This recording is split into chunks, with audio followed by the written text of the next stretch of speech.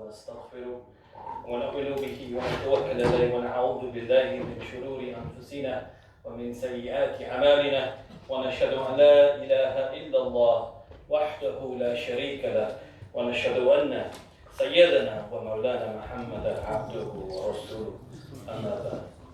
Assalamu alaikum wa rahmatullahi wa barakatuh, my dear respected brothers, my sisters, my elders, and I welcome you to WATFORD. This is probably one of the few community events that we have organised, and it's one of the issues which affects us.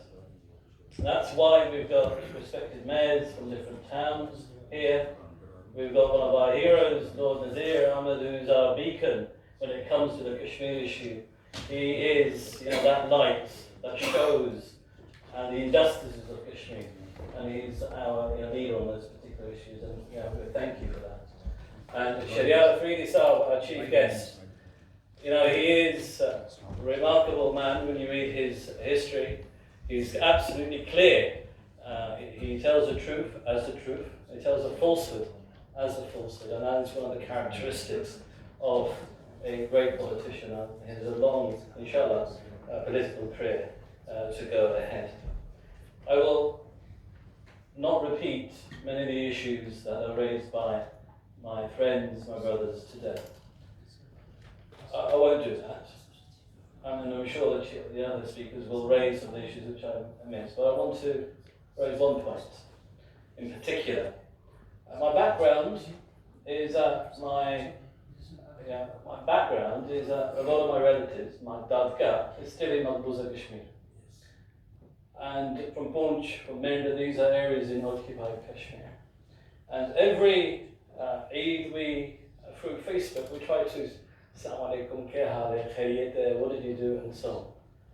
This Eid, we had no contact after the 5th of August. No contact whatsoever, and only today I saw a like from my nephew, a quick like, which means that his Facebook has just started, unless he's gone into India, because they study in India, but even unless they do so. And I was explaining to my son, who's 13, I said, look, beta, aapke cousin hai na, wo's Kashmir mein. He's been to Pakistan. He's got his Namkar, all his other relatives in Pakistan. My nephew is here as well. So we're from Pakistan, same background that we have. I was explaining to my son, you've got cousins in Kashmir. You're Kashmiri. We're also Pakistani, we're also British. And that's the lesson I'm trying to give, that the Kashmir issue will die until of the Kashmir issue. You ask them about Palestine, they understand. But when you talk about Kashmir, it is an issue unless we explain this to them, like my father did, and like my uncles did. Unless we do that, they will lose the issue of Kashmir. That goes on to my second point, that in world politics, you need to make sure that you get the message clear, especially to non-Muslims. And I ask all of you, how many non-Muslims have you spoken to about the Kashmir issue? How many do they know about the historical injustices, know about the act of partition and what the British did or not do? Where you have a Muslim majority country, Kashmir, which is occupied by 600,000 troops. How many people know just the facts of Kashmir? And that is a duty upon all of us in this room and beyond to explain the Kashmir issue and win that argument. Because at the moment it's seen as a terrorist uprising, these Muslims and so on, and that's wrong. We need to explain to them the humanity, the injustices that exist in Kashmir.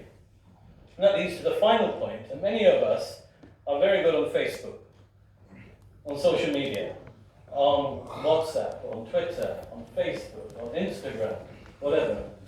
And there is a battle going on social media to change people's opinions and views. And so much of the gunfire is amongst ourselves. It's the gunfire we have when it comes to the Kashmir issue. And my advice to you is also, those of you who are active on social media, also explain the concept, explain the struggle of freedom on social media too, and the mainstream media. And that's so fundamental if we are to gain footsteps within the Kashmir issue. Finally, I'd like to thank everybody again for coming. And I hope my three messages are clear, are precise, and absolutely important for us to step forward. Jazakumullah khair. बहुत बहुत शुक्रिया